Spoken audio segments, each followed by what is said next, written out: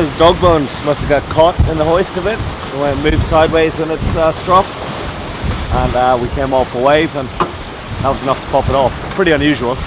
Normally they're bulletproof. How much chance do we have of breaking gear with the next 4 days of upwind sailing? Oh, every chance, yeah. People aren't going to break stuff. Mark my words.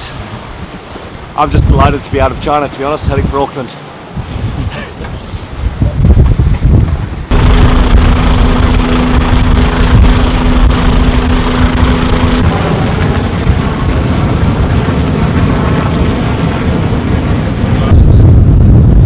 Last one of those you're going to see for 25 minutes.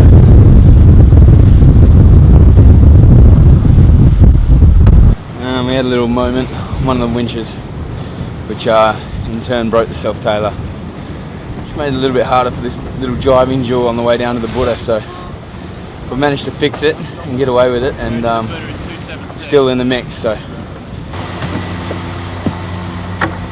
we stop.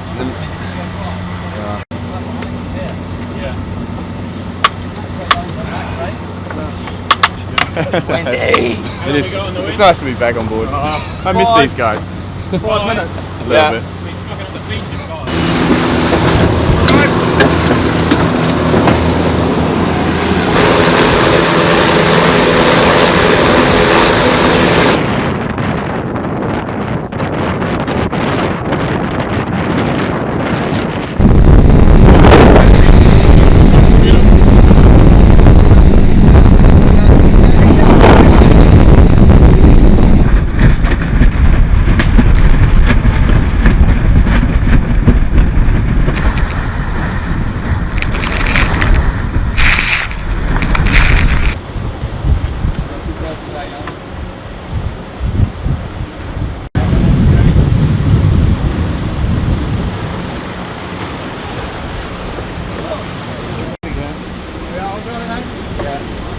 Okay guys, stand by jibe. Stand by, Jay.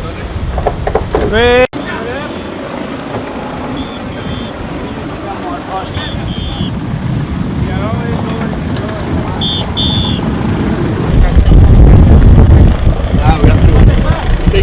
Less than 24 hours, first night at sea. How is going for Mapfre?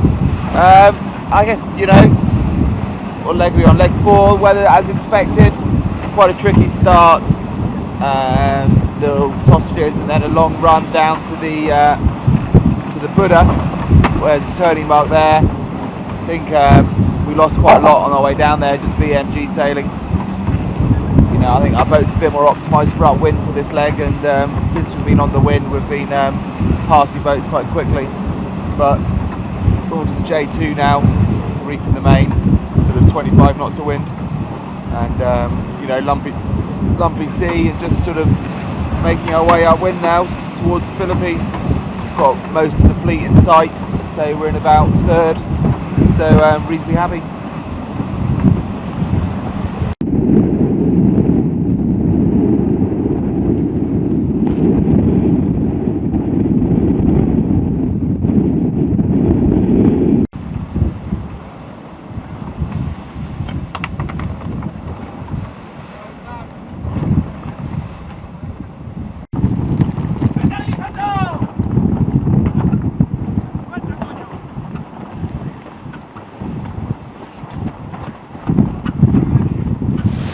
You're only 1 minute off a lay in this to the first island. No lower for 5 You're no lower.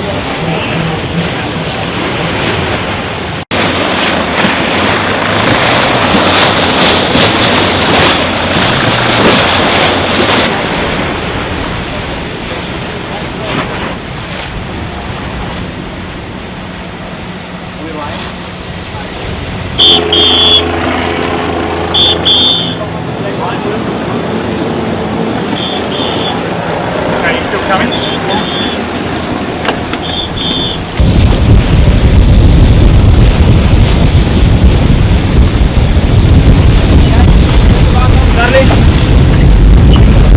Just off the Buddha, massive statue here at the western end of the bay from Sanya, and we're now heading back east and started our long upwind, just over a Sydney Hobart of upwind to go in front of us. It's like, when it's in, it's like 10 drinks.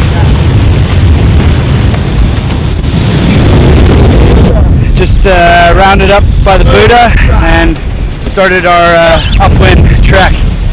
We got 3 days of nastiness, so should be exciting. Make up for all the wind we haven't seen in the first couple legs. We know that we have tough days in front of us. We have forecast about 30 knots or more, big waves. So we have to be smart to use the boat in the right way. Try don't break it and keep it safe for the crew, for the sails.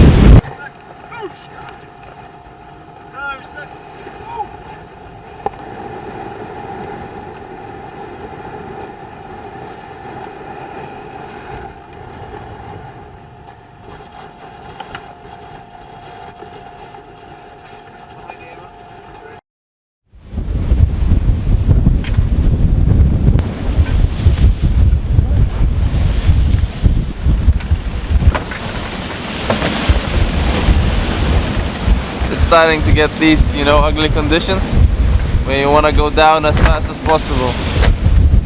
Go back to your warm bunk, and if there's some food, get some warm food as well, because the conditions out here not the nicest one. It's very unstable, quite windy. We're having 26 knots of breeze in the face, big waves also in the face. So it's a very bumpy ride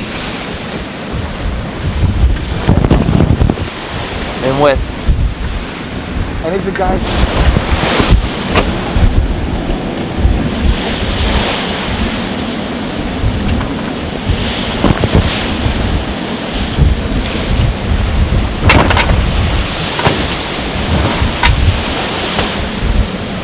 Yeah, for me it's a little bit tough.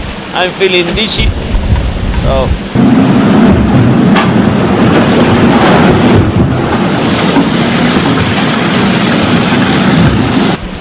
dizzy.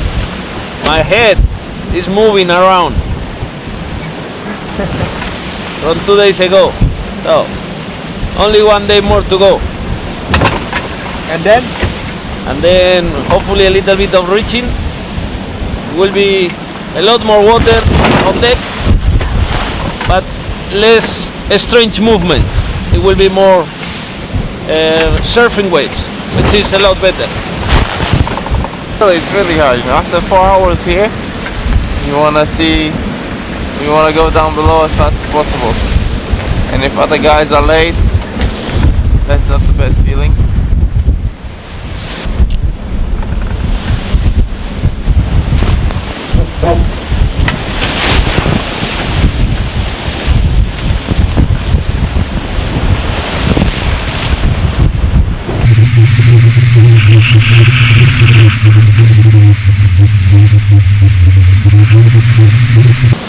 In 25 minutes, I will be in my bunk, inside the sleeping bag, with the pillow in my head and trying to sleep.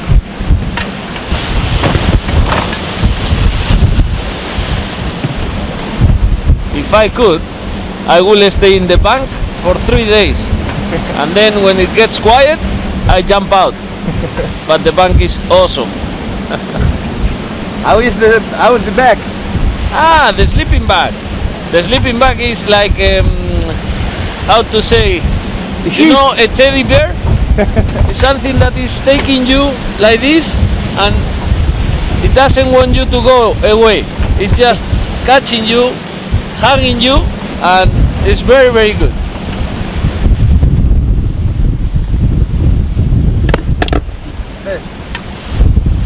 Then make it longer.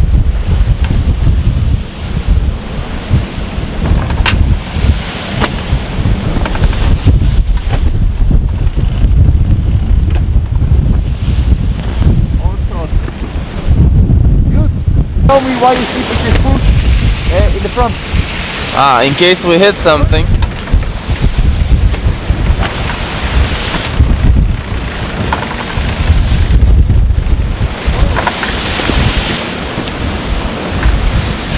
not in these conditions, but it's more for downwind when you're going very fast and you hit something, whale, container ship, whatever, other boat, that you wouldn't slide forward and smash your head.